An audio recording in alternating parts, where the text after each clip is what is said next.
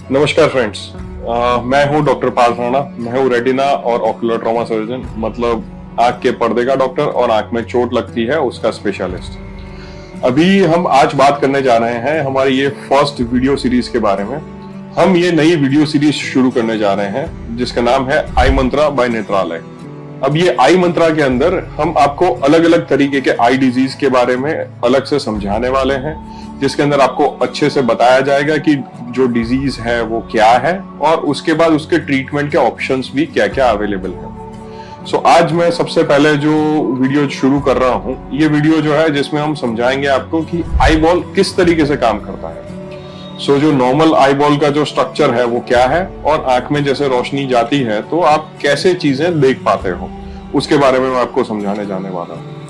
सबसे पहले अगर हम देखें तो आंख का जो आगे का भाग होता है जिसे कॉर्निया कहा जाता है। ये कॉर्निया एक तरीके से जो है ट्रांसपेरेंट स्ट्रक्चर है, मतलब ये पारदर्शक है, इसके आर पार हम देख सकते हैं। अगर आप अपनी आंख में जो आईने में देखना चाहें तो वो थोड़ा ब्राउनिश कलर का दिखता है, पर एक्चुअली जो है वो अंदर की चीजों का रिफ्लेक्शन है, वो एक्चुअल में पारदर्शक होता है।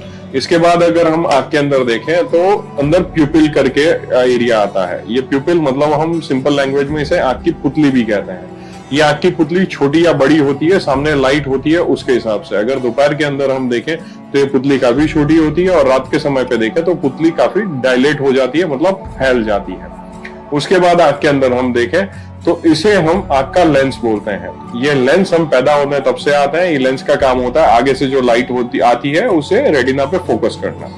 ये लेंस जो है 40 साल पे मोतियाबिंद बनना शुरू होता है। मोतियाबिंद जो है जिसे हम इंग्लिश में कैटरेक्ट कहते हैं, अगर ये मोतियाबिंद आगे बढ़ता है तो ये लेंस धीरे धीरे धुंधला होना शुरू करता है और ये धुंधलेपन की वजह से आपको देखने में कमी आती है और उसके बाद इसको निकाल के यहाँ नया नेत्रमणि रखा जाता है।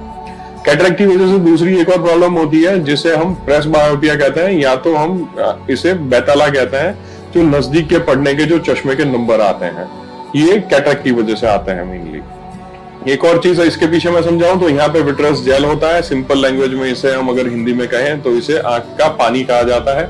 ये जो आंख का पानी जो जेली टाइप का ये मटेरियल होता है, ये इसके पीछे होता है जो पूरा पारदर्शक होता है, जो आगे से रोशनी पीछे तक पहुंचने देता है। और उसके बाद ये पीछे का जो एरिया है, ये पूरा अंदर का जो लेयर है, इसे रेटिना बोला जाता है। रेटिना मतलब आंख का पर्दा।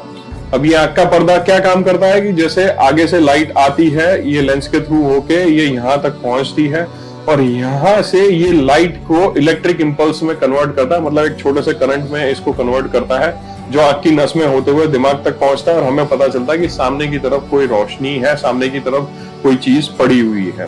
ठीक है, तो ये रेटिना जो है ये आंख का सबसे ज्यादा जरूरी पार्ट इसलिए हम मानते हैं क्योंकि रेटिना जो है बहुत ज्यादा सेंसिटिव होता है और ये बाल के 10वें भाग बराबर की एक पतली सी छोटी सी परत होती है। ठीक है, तो ये रेटिना जो है वो चीजों को कन्वर्ट करती है इलेक्ट्रिक इंपल्स में और उसके बाद उसको आगे ले जाती है।